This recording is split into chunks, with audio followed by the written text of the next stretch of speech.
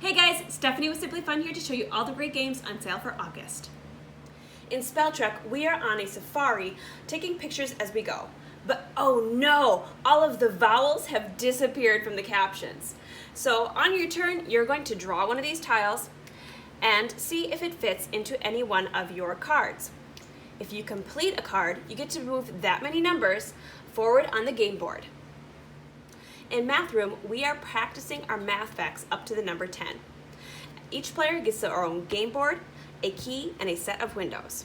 On your turn, you're going to roll the dice, and everybody at the same time is going to solve for that equation.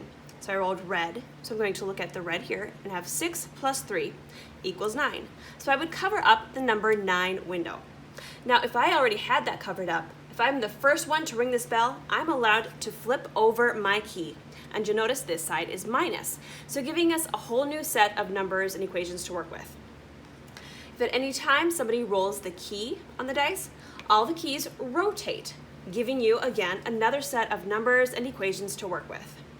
The first person to close up all their windows on their game board wins the game.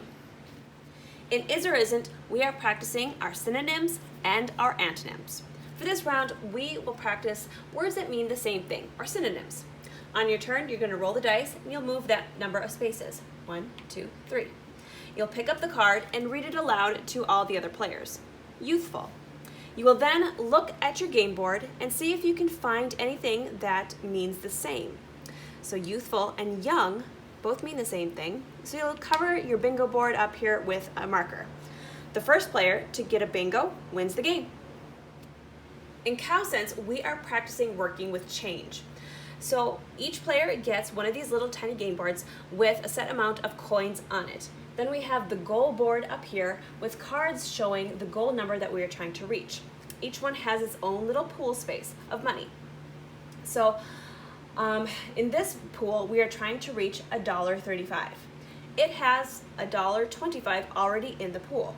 So I'm going to add 10 more cents to reach the goal number. Once that number is reached, the player who put the glass token in gets to keep the money and then reveal a new goal number. Now, if a player goes over the goal amount, they actually have to take all the tokens out of that pool and hand them out to all the other players that are playing. Now, if you have a younger player that really wants to join in, but maybe they're not that great at adding and subtracting those big numbers yet, you can message me for this PDF. It's a little cheat sheet here. And what we do is you're going to use one of these markers and put a marker on the goal total, okay?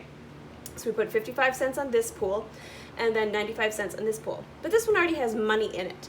So we are actually going to count down how much money is already in the pool. So at 75 cents, we go 5, 10, 15, 20, so forth until we have the 75 cents already in the pool. This number then shows how much more money is still needed for that pool in order to collect it. So it's a lot easier for young kids to see what's needed instead of having to redo that math every time they have a turn. The player with the most money, once this game bag runs out of coins, wins the game. In Grill Party, we are going to have a sneaky little math lesson. So each player gets their own deck of cards plus their own set of food, and then another set goes up here on the grill. You can have up to 3 cards in your hand at a time. And so on your turn, you are going to swap out one of the food items from your stash with one of the items on the grill. So I'm going to swap out the corn for the fish, which then allows me to discard more corn than hot dogs, okay? As well as more hot dogs than fish, because there's no fish up there, okay? I would then draw back up to 3 cards. During my turn, other players can also be discarding cards. The first player to get rid of all their cards wins the game. In Owl Solve That, we are creating equations. Each player starts out with a set of 3 solution cards, a scorekeeper, a magnifying glass, and a pawn. Now, while we do take turns during this game, all players are allowed to try to solve for their own solution while during the other player's turn in order to earn bonus points. So on my turn, somebody else is going to lay out the number cards for me, and everybody will then automatically start trying to create an equation using those numbers that come to up to one of their solution cards, okay? Now, if somebody else is able to come up with a number or an equation before I am, they just very quietly move their pawn onto the game board, announcing that they have an equation of their own. Once I solve for one of my solution cards, I lay it down and say, I will solve that. Okay?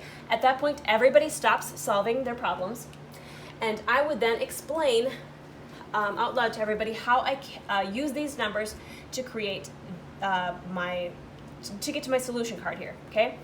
Now, if you are a visual person like I am, you are allowed to use pencil and paper to work the problems out. So what I did is I did 8 times 4, which is 32, and then add 5 more, plus 5 more, equals 42, okay? Because I used 4 different numbers on my card, I would then be able to move my little magnifying glass 4 points forward, okay? You then go ahead and let all other players who solved for the equation show you their equations, and they would then get 2 bonus points, even though it was my turn. If any player were to have gotten their equation wrong, they actually lose a point, and the first player to get all the way to 25 wins the game. Also on sale this month is Yunnan Forest, which is a game very much like Yahtzee, and then Let's Jet, which is a worldwide geography game. Thank you guys so much for tuning in. Be sure to follow me on Facebook, Instagram, and YouTube at SimplyFun with Steph.